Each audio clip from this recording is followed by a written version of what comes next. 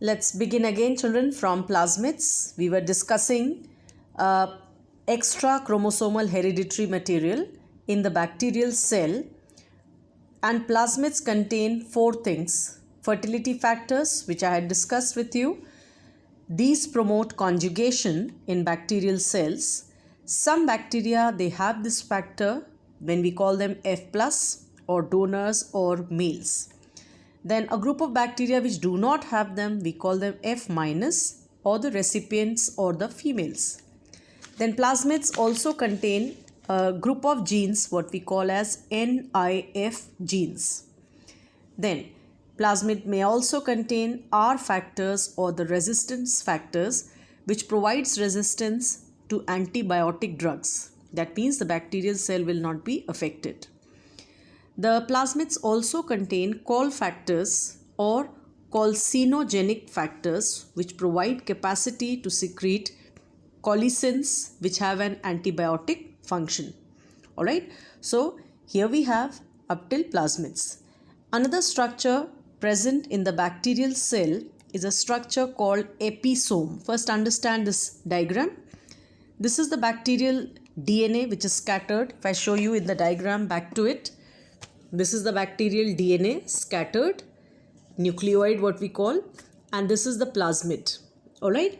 Now, usually this is separate, but sometimes when the plasmids integrate into the main chromosome or they kind of attach to the main chromosome or the DNA, then the structure will be called as episome. So if I draw it like here, it is something to be imagined like this. Bacterial DNA is over here and the plasmid DNA is away from it usually.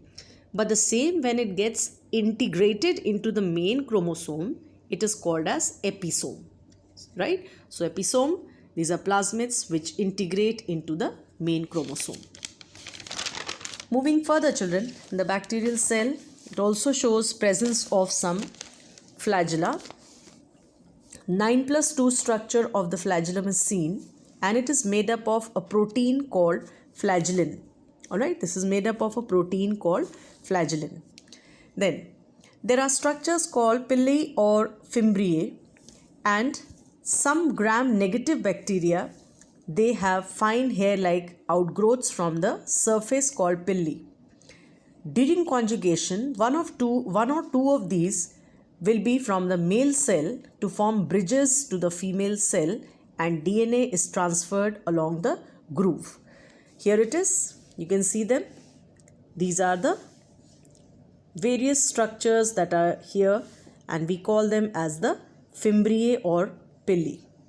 Alright, so these are many. The flagellum is the longer one, but these are the fimbriae. Then coming to classification of bacteria according to mode of respiration. Now bacteria, they might respire by aerobic or anaerobic methods. Aerobic means they will respire only in the presence of oxygen, whereas anaerobic means in the absence of oxygen. But under aerobic, we have obligate aerobes or facultative aerobes. Obligate means strictly. That means these, just like human beings, they strictly need oxygen to remain alive. If they do not get oxygen, they get killed. That's why we call them strictly aerobic. Without oxygen, they will be dead. Example, Bacillus subtilis. Facultative means partially aerobic. That means normally these are anaerobic. Normally they do not need oxygen but can respire when oxygen is available. So they kind of switch over to this mechanism, and they include photosynthetic bacteria. Similarly, coming to anaerobic, again we have two categories. Obligate anaerobes, which means strictly anaerobic. They respire only in absence of oxygen, and if oxygen is provided, they will be killed. So oxygen becomes a killing agent for these strict anaerobes. Example, Clostridium botulinum, the same one which causes food poisoning, botulism. Coming next is facultative anaerobes, which means they're partially anaerobic. These normally they require oxygen, that is, these are aerobic normally, but in absence of oxygen they will carry out anaerobic respiration. Example, Clostridium tetani, the causative agent of tetanus. Alright, so that causes the diseases as we mentioned here, botulinum for food poisoning and tetanus by Clostridium tetani. This from here till here forms the classification of bacteria according to mode of respiration. The next is classification of bacteria according to the mode of nutrition. That is, what type of nutrition do the bacteria carry out? The nutrition can be autotrophic or heterotrophic. In autotrophic, it is of two types, photoautotrophic or chemoautotrophic. Now, photoautotrophic doesn't mean the usual chlorophyll, children.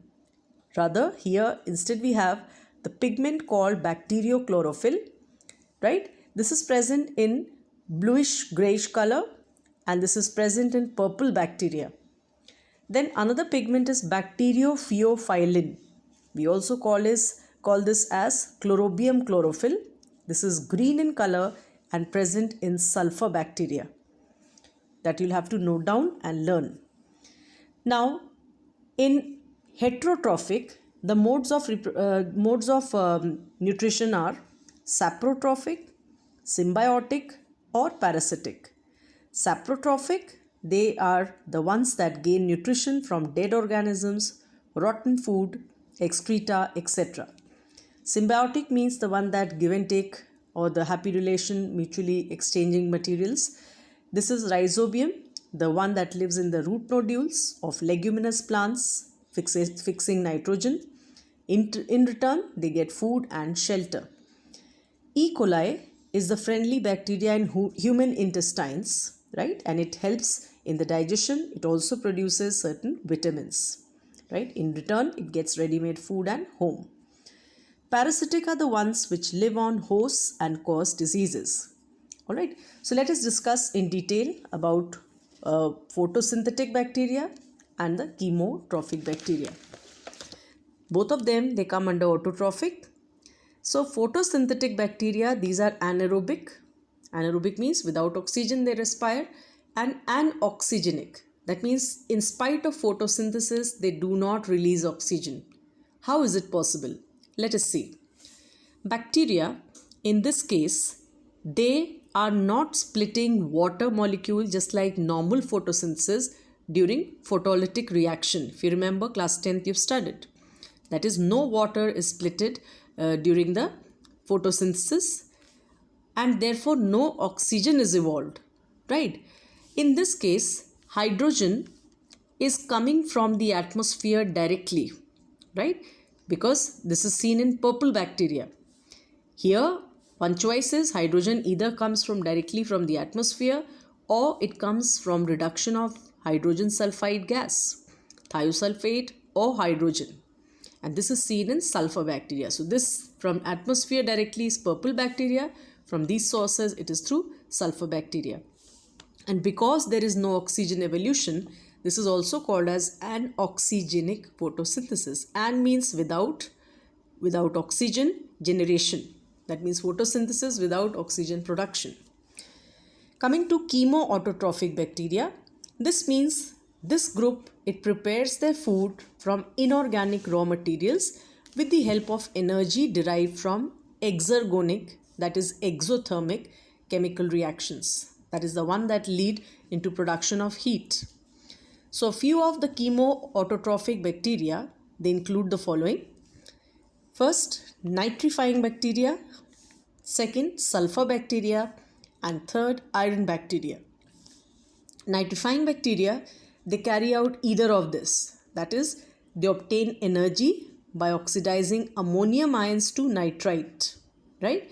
Example, nitrosococcus and nitrosomonas. Or the other way out is, some bacteria obtain energy by oxidizing nitrites to nitrates.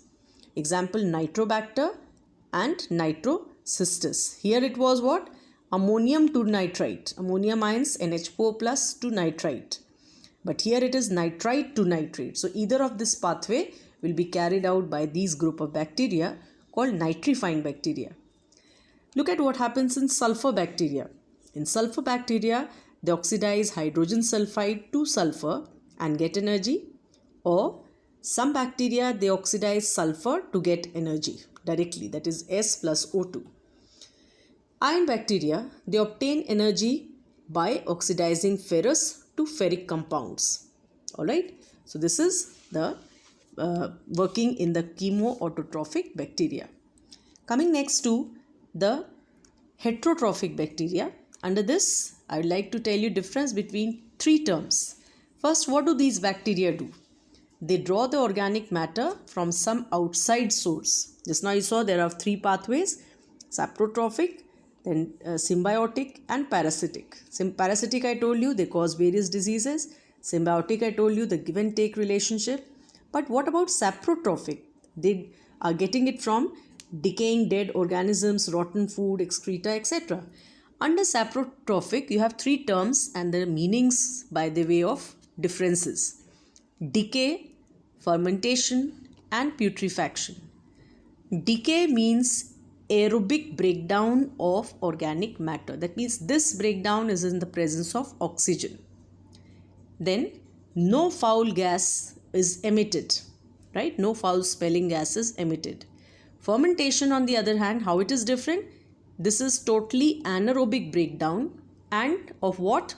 Carbohydrates only. So this emits foul gas, foul smelling gases. Putrefaction is again anaerobic breakdown but of proteins. So always remember P, putrefaction, and P for proteins. And in this, foul smelling gases are again released. So this is what you have to understand, children. Decay was aerobic, no foul gas emitted. This is anaerobic fermentation for breakdown of carbohydrates, and foul gases are emitted. Whereas putrefaction is again anaerobic breakdown but of proteins. And yes, foul smelling gases are liberated. So today we'll stop here, children. Tomorrow I'll upload further videos, and please copy down. I am sending you the pages for discussion today, starting from here. This will be number 1 to write. This is the second page where we started Monera. The third page for classifications to begin. The fourth, there's gram staining. Then this is the fifth one. Then this is the sixth and seventh pages for you to write. So I'll stop here. Any queries, children? You're always free to ask anytime, and just don't hesitate anything to ask. Draw the diagram of this bacterial cell as a homework, children. Label it properly and kindly write down all the notes. Thank you.